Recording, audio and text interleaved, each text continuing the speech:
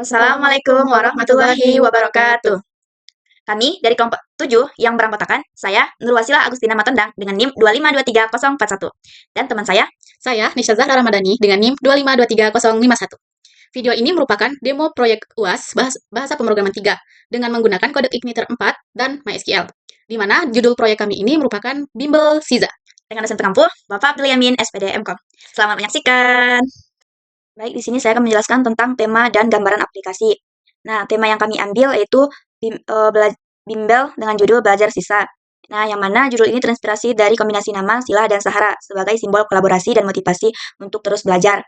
Masalah yang ingin diselesaikan, memudahkan pengelolaan data guru dan kelas, mempermudah pendaftaran siswa ke kelas tertentu, memantau status pendaftaran siswa baik itu yang aktif, selesai maupun yang berhenti, mengurangi kerepotan pencatatan manual, serta resiko data hilang.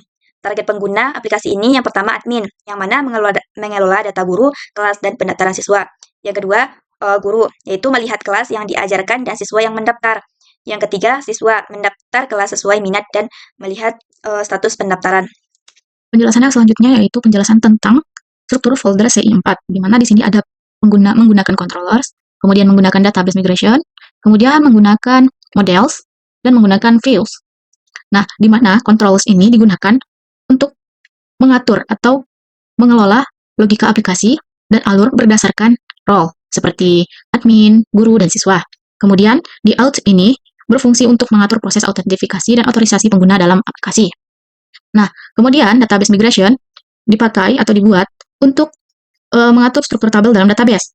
Seperti user table ini untuk database dalam tabel user, kemudian teacher table ini untuk database tabel guru, kelas itu untuk tabel kelas, dan registration itu untuk tabel pendaftaran.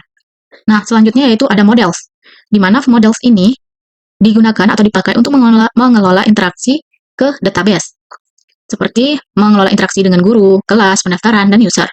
Dan fields ini berisi tampilan antarmuka, seperti adanya form login dan register, di mana setiap folder ini, seperti setiap file folder controllers, database migration, models, itu dibuat melalui perintah atau CLI dari CI4. Nah, seperti untuk membuat database migration itu menggunakan perintah PHP, Spark, make, model, user, table. Di mana ketika ini sudah di-enter, maka akan membuat database migration user table. Begitu pula dengan teacher table, class table, dan registration. Selanjutnya itu tentang database, ERD, dan migrasi. Nah, yang mana dalam sistem bimbel sisa ini, kita merancang database-nya. Nah, yang mana dalam database ini kita ada 4 tabel, yaitu user, guru, kelas, dan pendaftaran. Nah, sistem ini menggunakan tabel user sebagai pusat data yang menyimpan informasi email, username, password, dan peran pengguna. Nah, yang mana di situ ada nanti role admin, guru, dan siswa. Data tersebut digunakan untuk proses login dan pengaturan hak akses. Nah, pengguna dengan peran guru memiliki data tambahan yang disimpan pada tabel guru. Pengguna melalui user ID, tabel guru berisi informasi seperti nama guru, keahlian, dan nomor handphone. Guru dapat mengajar satu atau lebih kelas yang datanya disimpan pada tabel kelas yang memuat nama kelas, tingkat pendidikan, dan jadwal. Setiap kelas hanya diajar oleh satu guru, sehingga hubungan guru dan kelas bersifat one-to-many. Nah, pengguna dengan peran siswa dapat mendaftar ke kelas yang tersedia. Data pendaftar disimpan pada tabel pendaftaran yang menghubungkan siswa dengan kelas. Satu siswa dapat mengikuti beberapa kelas, dan satu kelas dapat diikuti oleh banyak siswa, sehingga hubungan siswa dan kelas bersifat many-to-many. Tabel pendaftaran juga menyimpan tanggal pendaftaran dan status keikutsertaan siswa, seperti aktif, selesai, maupun berhenti. Nah, adapun contoh file penting yaitu user ID, kelas ID, dan sebagainya. Lanjut pada bagian selanjutnya, yaitu menjelaskan pada bagian register dan login, di mana pada register ini kita harus mengisikan username, email, new password, dan konfirmasi password. Karena kita klik register now tanpa mengisikannya, akan muncul pesan error seperti username wajib diisi. Maka kita akan mengisikannya. Kita buat namanya Najwa. Email address-nya najwa@gmail.com. New password-nya kita buat 123. Dan konfirmasi password kita buat 123. Kita klik register now. Maka akan muncul pesan pendaftaran akun berhasil, silahkan login.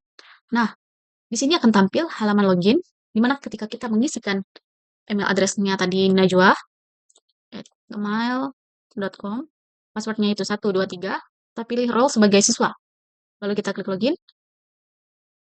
Ketika itu sudah sesuai, maka akan tampil pemberitahuan login berhasil di sini tadi dan diarahkan ke halaman dashboard login, dashboard siswa. Kemudian pada bagian ini pertama-tama kita akan membuat function untuk menampilkan halaman register. Kemudian sistem akan mengecek apakah user telah mengisikan semua data. Apabila belum, akan dicek validasi. Ketika misalkan user tidak mengisikan username, akan muncul pesan error, yang dimana email wajib diisi. Kemudian setelah user mengisi semua data, maka akan disimpan di dalam data, di dalam folder user. Dalam folder table user, di sini akan masuk nih yang telah kita buat tadi. Sesuai email, username, password, dan role-nya itu sebagai siswa. Nah, ketika semua sudah, selanjutnya akan diteruskan pada halaman login. Di sini akan kita buat function login dan menampilkan halaman tampilan login. Di sini akan divalidasi juga apakah semua sudah diisi. Jika belum, maka akan menampilkan pesan seperti ini. Nah, jika sudah kita buat, sistem akan mengecek apakah email telah terdaftar. Kemudian akan dicocokkan melalui password di sini. Jika tidak, maka akan munculkan pesan error password salah. Kemudian akan dicek juga role, mengecek role user. Apakah sudah sesuai atau belum? Jika belum, maka akun tidak sesuai role. Kemudian akan diteruskan pada session sebagai tanda user sudah login. Session di sini dibuat untuk menyimpan data tadi, data-data user ID, username, email, dan role. Kemudian setelah semua disimpan ini tadi, akan diteruskan sesuai dengan role-nya. Apabila dia tadi kita pilih sebagai siswa, maka akan diarahkan kepada tampilan home atau dashboard siswa seperti ini. Nah, kemudian akan dicek lagi di filter pembatasan halaman hak akses melalui public function before request interface, request, arguments, dan null. Di sini apabila dia siswa, maka akan diarahkan ke dalam halaman siswa, halaman dashboard siswa tadi. Kemudian jika tidak, akan diarahkan kembali ke dalam login. Nah, jika memang tidak cocok semuanya, misalkan user memilih role yang salah, akan ditampilkan ke halaman forbidden. Nah, selanjutnya kita akan melakukan CRUD pada aplikasi bimbel ini. Nah, pertama kita login sebagai admin dulu.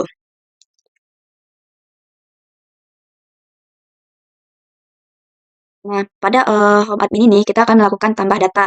Nah, di sini ada pendaftaran kelas. Nah, kita pilih dulu nama gurunya, misalnya Ramadhani. Nama kelasnya Informatika kelas 11. Jadwalnya itu Selasa jam 8 titik jam 10. Nah, setelah itu kita buat. Nah, data kelas kita berhasil. Nah, hasilnya itu akan ada pada list kelas. Nah, di sini udah ada nama kelas yang kita tambahkan tadi, yaitu Informatika kelas 11 dengan nama gurunya itu Ibu Ramadhani. Jadwalnya Selasa pada jam 10 sampai jam 8 sampai jam 10. Nah, selanjutnya kita melakukan edit data. Nah, di sini kita edit dulu. Misalnya kita ingin mengganti hari dan jamnya ini. Nah, misalnya Rabu dari jam 13 dari jam 1 sampai jam 2 siang. Nah, kita update. Nah, data kelas berhasil diperbaharui. Nah, di sini berubah jadwal kelas informatikanya. Nah, kemudian ada hapus data. Nah, di sini kita akan menghapus kelas informatika ini. Nah, kita hapus. Nah, untuk tombol hapusnya berjalan. Baik, selanjutnya itu tentang tabel relasi join. Nah, yang mana pada halaman pendaftaran kelas ini menampilkan data siswa kelas yang diikuti. Baik itu data siswa, kelas yang diikuti, guru yang mengajar, serta status pendaftarannya. Nah, oleh karena itu halaman ini menggunakan data dari beberapa tabel sekaligus. Nah, tabel yang terlibat ada tabel user. Nah, tabel user ini menyimpan data siswa, sedangkan pendaftaran menyimpan data pendaftaran siswa ke kelas. Kelas menyimpan informasi kelas, baru guru menyimpan data guru.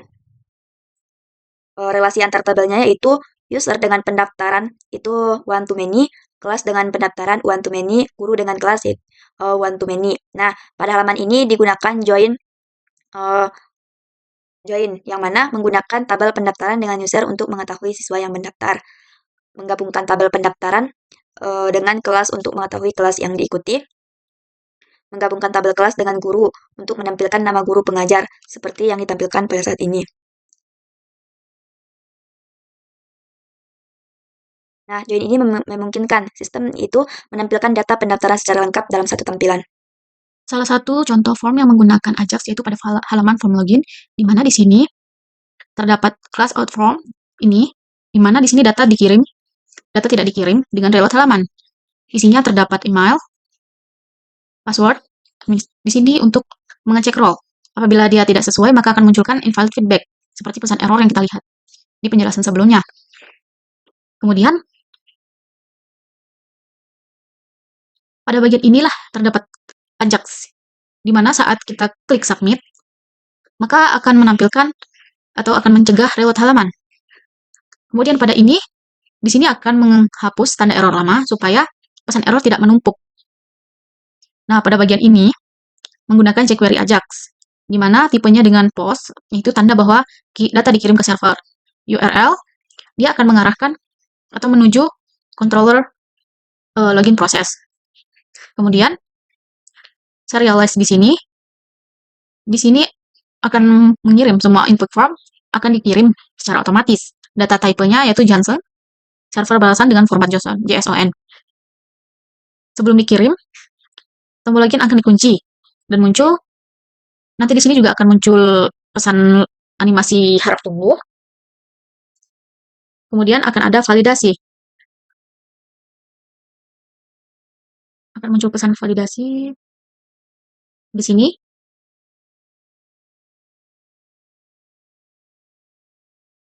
Di sini. Dan if restatus false itu ditangkap oleh Ajax, apabila tidak isi, maka akan memunculkan pesan invalid feedback. Dan input pesan menjadi merah, pesan error tanda muncul, tanda error muncul, tepat di bawah juga input. Validasi role itu terdapat di dalam sini. Kalau misalnya role belum dipilih, maka pesan error akan muncul di bawah role. Nah, jika login berhasil, akan ditampilkan pesan bahwa login berhasil. Dilanjutkan pada halaman berikutnya.